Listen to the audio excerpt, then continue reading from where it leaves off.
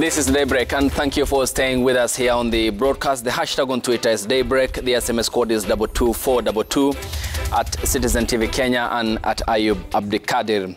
And the head of state this Tuesday this week at State House in Nairobi received the report from the Presidential Working Party on education reforms. And among the raft of proposals contained in the report handed over to the president includes the funding for universities and colleges, the merger of funding boards, including the Higher Education Loans Board, the Universities Fund and Technical Vocational Education Funding Board, and also the placements, which is very key, presently undertaken by the Kenya Universities and Colleges Central Placement Services. Among the other proposals also include the universities' diplomas and certificate issuance of which will offer what? The merger of some universities, transfer of teaching staff, visas and de-visas recruitment, open and county universities, the elevation of polytechnics, and the place of course, one of the key stakeholders who I will be taking the account here on the broadcast, who are the learners at this higher learning institutions or have an expertise in terms of giving us the account here on the broadcast. Dr. Piru Tingina is a researcher with Zizi Africa. Thank you for your time, Dr. Much appreciated. Anthony Manyara is the president, Kenya University Student Organization. Mr. President, thank you for your time. Isaac Kidiaka is junior learning at Consul Opticum. Your time is appreciated. And Angela Mburu is a student leader at the University of Nairobi. Angela, thank you for your time. Shortly, we'll be joined by Paul Abok, who is an advocacy officer, the PAL network here in the country.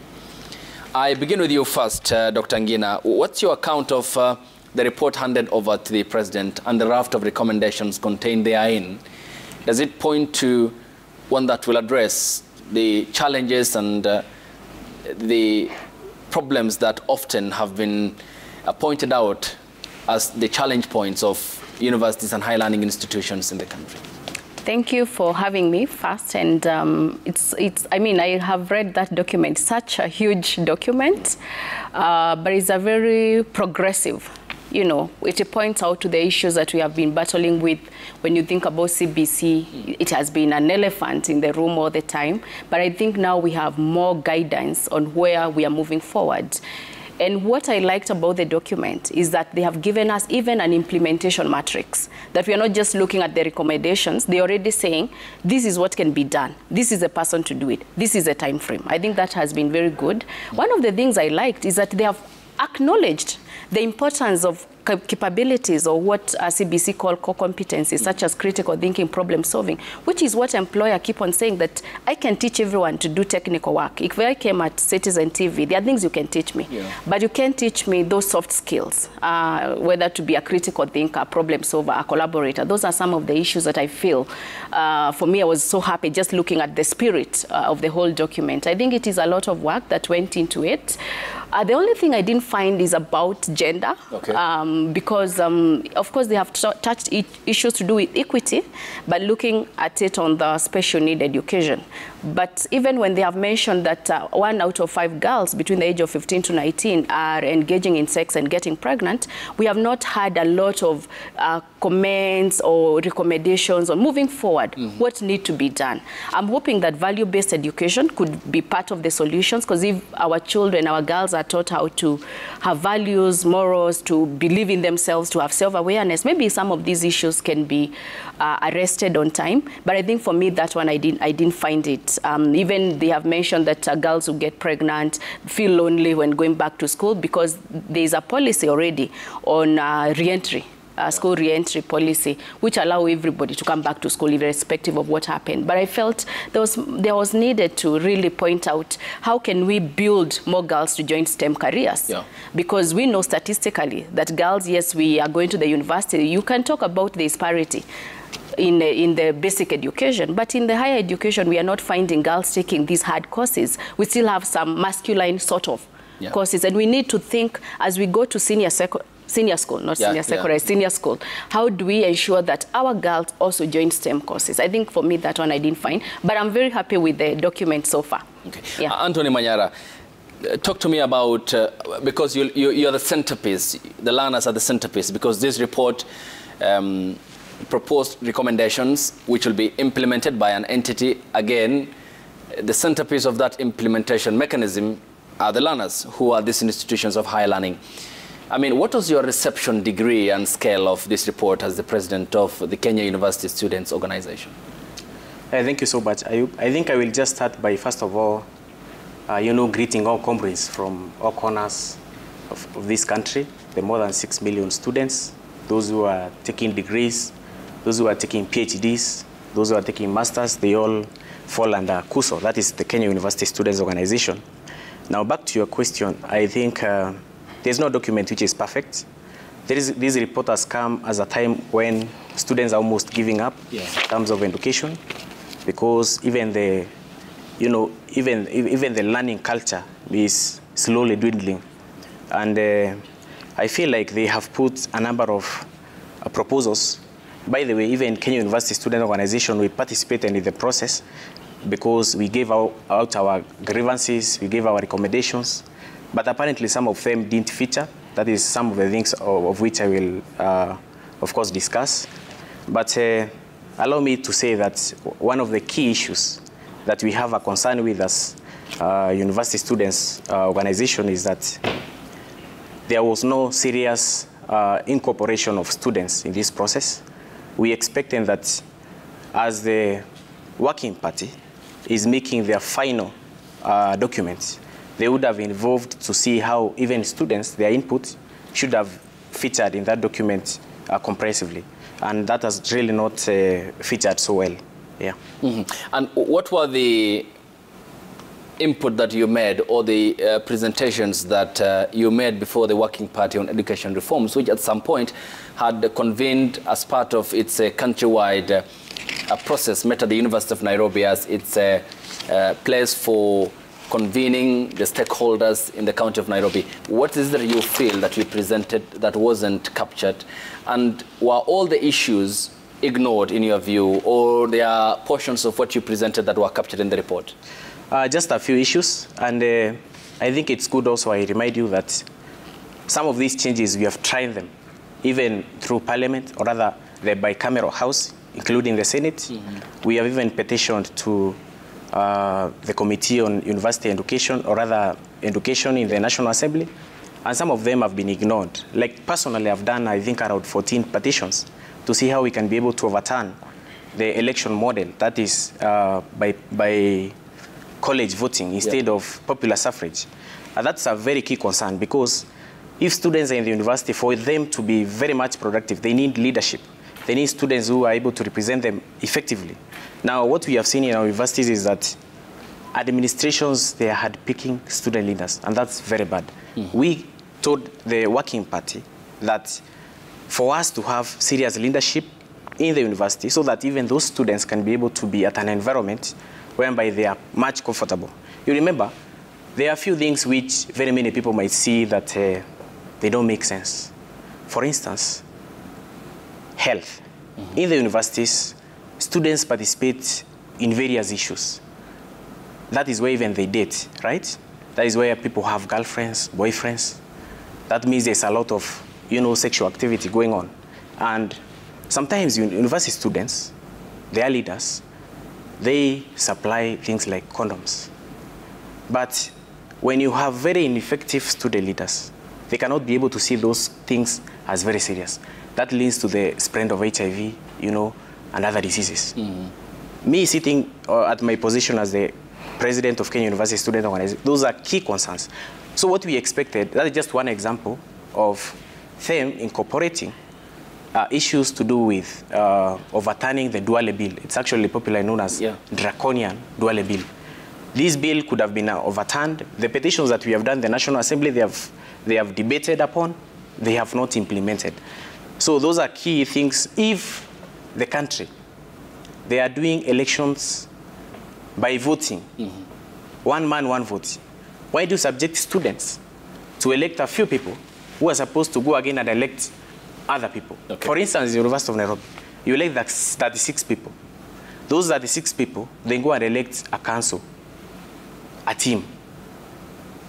Those 36, they do not represent all the students, their voices. People have, opinions. Mm-hmm. So that is just one key concern. Another issue, we expected to see how this Working Party can propose, because many universities, we have dean of students. Those dean of students, they are supposed to serve students, not the administration, to listen to them.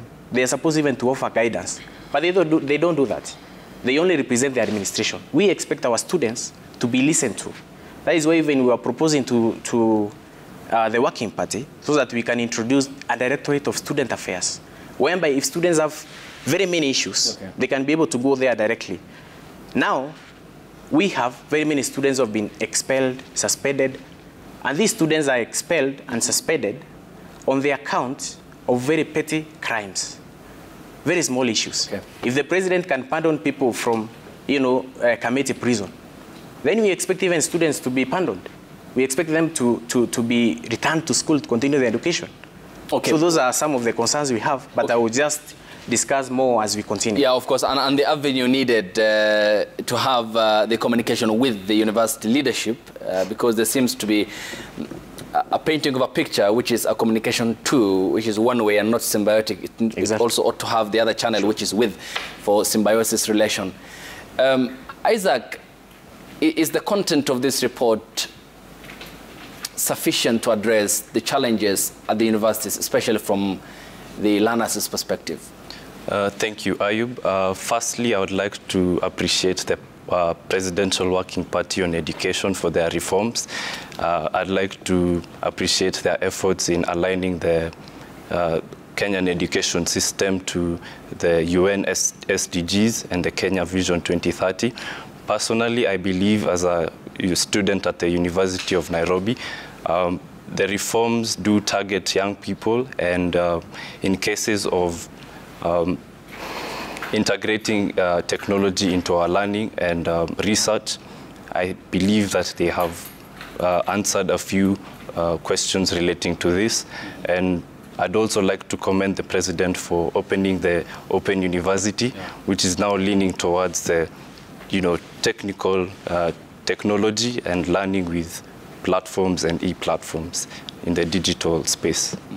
Yes. Angela, as a student leader, I mean, the challenges pointed out by the President, that is Anthony Manyara here of the Kenya University's students' organizations, you did make an important presentation before the Working Party on Education Reforms, and he says that it wasn't sufficiently captured or reflected in the final output by the Presidential Working Party on Education Reforms. What then do you think, as a student leader, can be done better to further propose reforms that are tailor-made to address the challenges at the higher learning institutions? Thank you so much. Also, for the Working Party.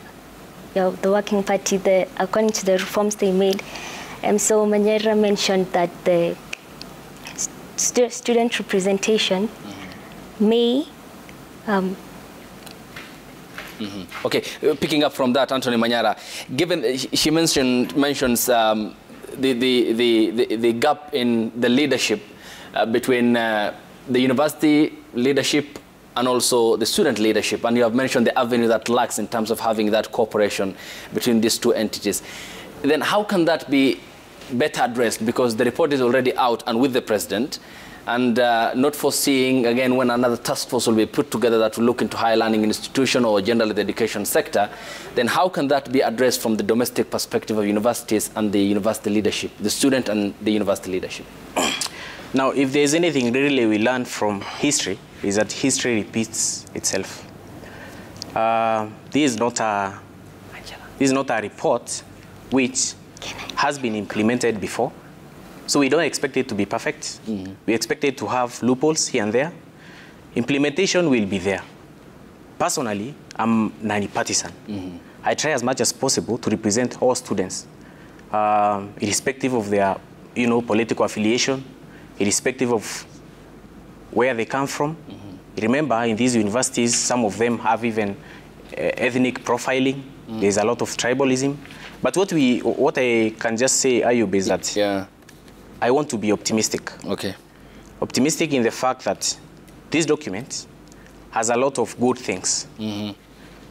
Good changes which can be able to take us to the next level.